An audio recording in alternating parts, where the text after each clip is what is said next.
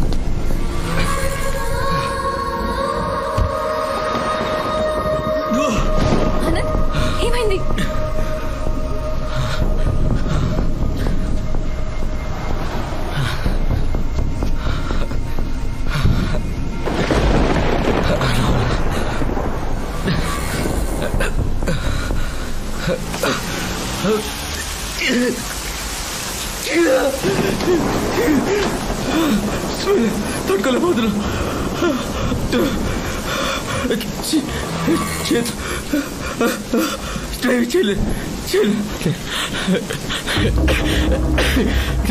చెప్తా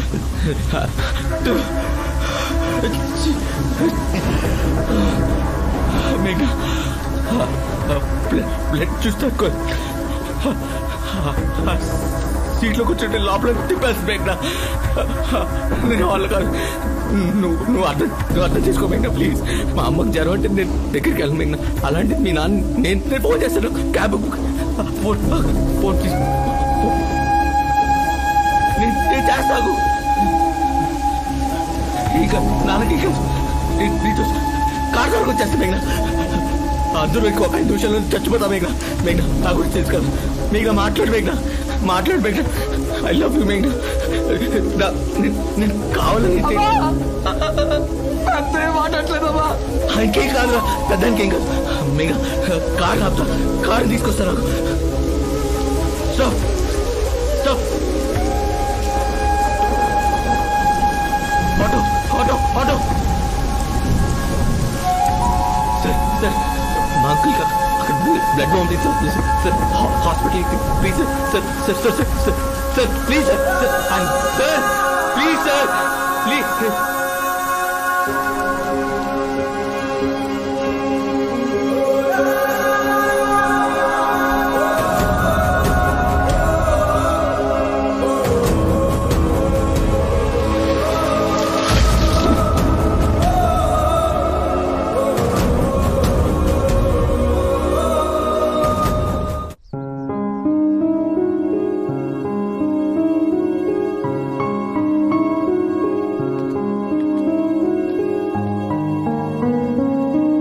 రే ఎలా ఉన్నారా? డేంజర్ ఏం లేదు కదా? చిన్న టెస్ట్ చేసి పంపించేస్తానారా? ఇలాగ చెప్పండి, నువ్వు చెప్పిందే చెప్తా. జరిగింది చెప్పమని నిజం చెప్తా. ఈ పడే కంగారు ఏదో రాత్రి పడి ఉంటే అంత సీరియస్ అయ్యేది కాదు. ఆయనకి లాస్ట్ మినిట్లో హాస్పిటల్కి తీసుకెళ్లి ఆపరేషన్ చేయించుకుని బతికించుకుందరు అమ్మాయి. లేకపోతే ఈ పాటికి ఊరికి తీసుకెళ్ళిపోయేవారు.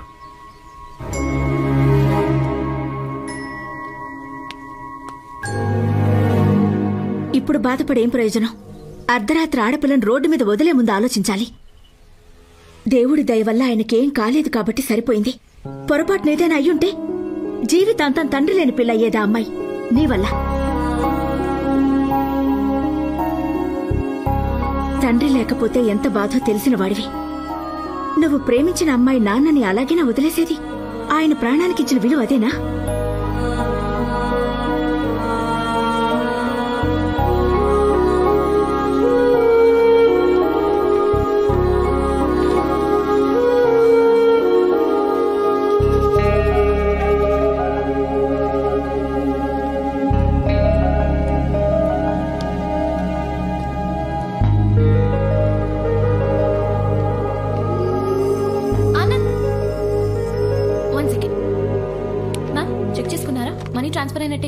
రెడీ చేయండి. Thank you. ఏంటి ప్రికాషన్స్ ఏం తీసుకోకుండా హాస్పిటల్లోకి డైరెక్ట్ గా ఎంటర్ అయిపోయారు? పేషెంట్స్ ఉంటారు ఇక్కడ. రా రా రా.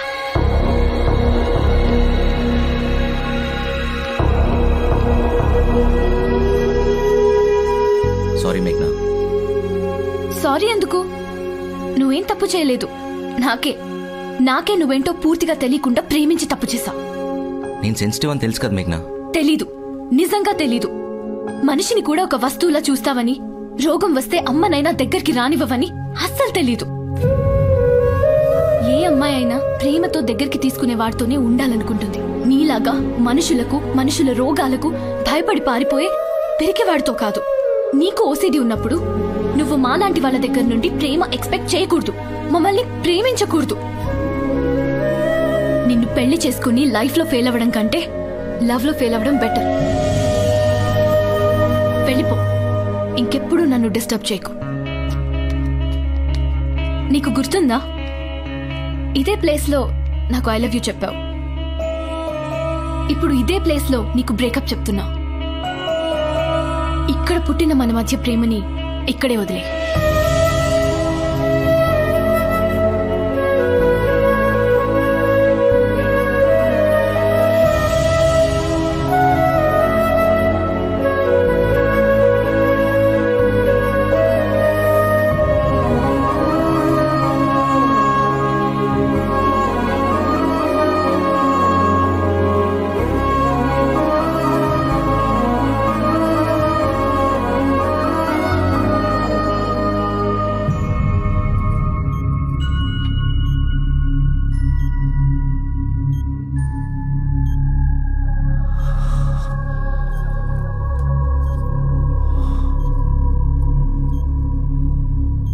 అనయ్య, ఆ భూపతి గారు దెబ్బేశాడు మనల్ని.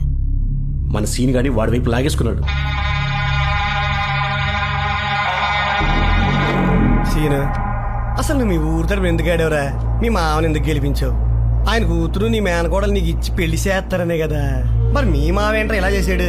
రాత్రికి రాత్రి ఎవరికి చెప్పకుండా సిటీకి వెళ్ళి ఆఫీసులో ఎవరినో పేమెంటుందంటే ఆ పిల్లని నాలుగు కేకలేసి నిన్నే పెళ్లి చేసుకోవాలని ఫోర్స్ చేసి ఆ పేమని జడగొట్టకుండా తగుదనమ్మా లగ్నెట్టుకొస్తాడా?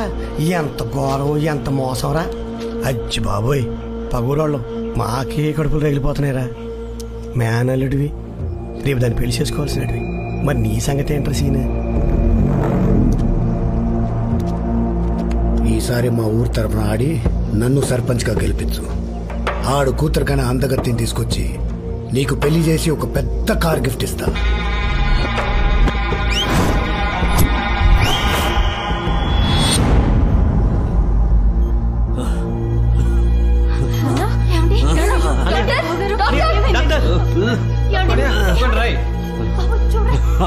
ఏంట్రా అది?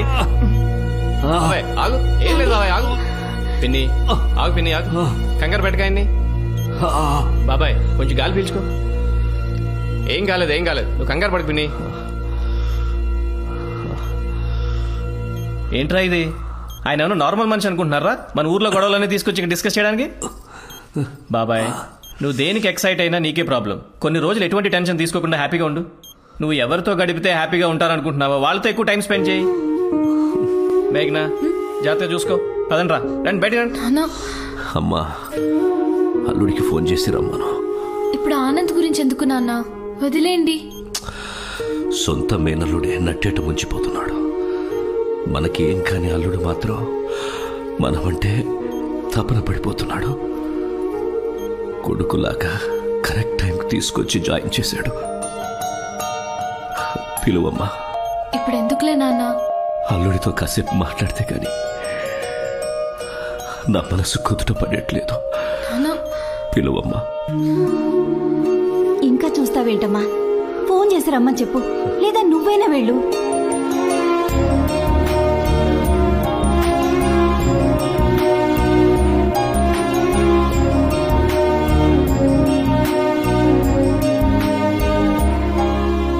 ఏంటానంద ఇంత డల్ గా ఉన్నావు? అయినా ఇలాంటి సీన్ ఏదో ముందే వస్తుందని ఎక్స్పెక్ట్ చేసి బిగినింగ్ లోనే వార్న్ చేశా. ఇప్పుడు ఏమైంది? లవ్ చేసావు, ఫెయిల్ అయ్యావు. సర్లే, అదంతా వదిలే.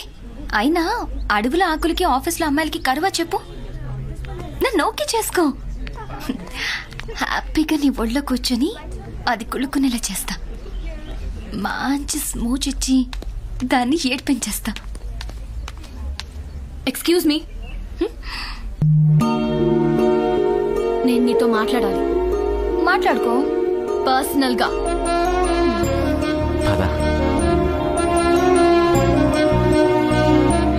కూర్చోరా. నేను మీతో కలిసి కూర్చుని కబుర్లు చెప్పడానికి రాలేదు. సరే, నుంచునే మాట్లాడు. నేను మళ్ళీ మిమ్మల్ని కలిసే సిచ్యువేషన్ వస్తుందని కల్లో కూడా ఊహించలేదు. మనం ఊహించనే జరగటమే జీవితం కదా. సొల్లు చెప్పకు, కాలున్నాను. నీతో గొడవ పడే ఓపిక లేదు నాకు. నాకు అంతకన్నా లేదు. 1 వీక్ అయింది తెలుసా ఫోన్ చేసి. 2 kilos తగ్గాను. కావాలంటే ఫిట్ వాచ్ చెక్ చేసుకో. ఎంతసేపు వాక్ చేశాను, ఎంతసేపు sleep. Stop it.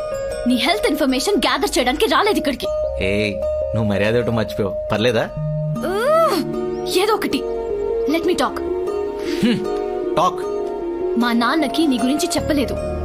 అర్థాంతరంగా car దిగిపోయావని, hospital కి తీసుకెళ్తుంటే వామిటింగ్ చేసుకున్నావని, నువ్వు పైకి కనిపించే మనిషివి కాదని, నీలో ఓసిడి అనే డేంజర్ క్యాండిడేట్ ఇంకోడున్నాడని నాన్నకు చెప్పలేదు.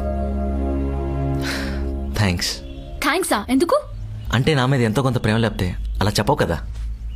ప్రేముంది, నీ మీద కాదు, మా నాన్న మీద. నీ గురించి నిజం చెప్తే మళ్ళీ ఆయనకి ఏమవుతుందోనని. నా కూతురు ప్రేమించింది ఇలాంటి వాడినా అని ఎక్కడ బాధపడతారోనని చెప్పలేదు. Hello Anand, what's wrong with you? ఎక్కడ చూస్తున్నావు నన్ను ఇంత సీరియస్ గా మాట్లాడుతుంటే? ఇక్కడ వాడి బిహేవియర్ కొంచెం డిస్టర్బింగ్ ఉంది. 1 second.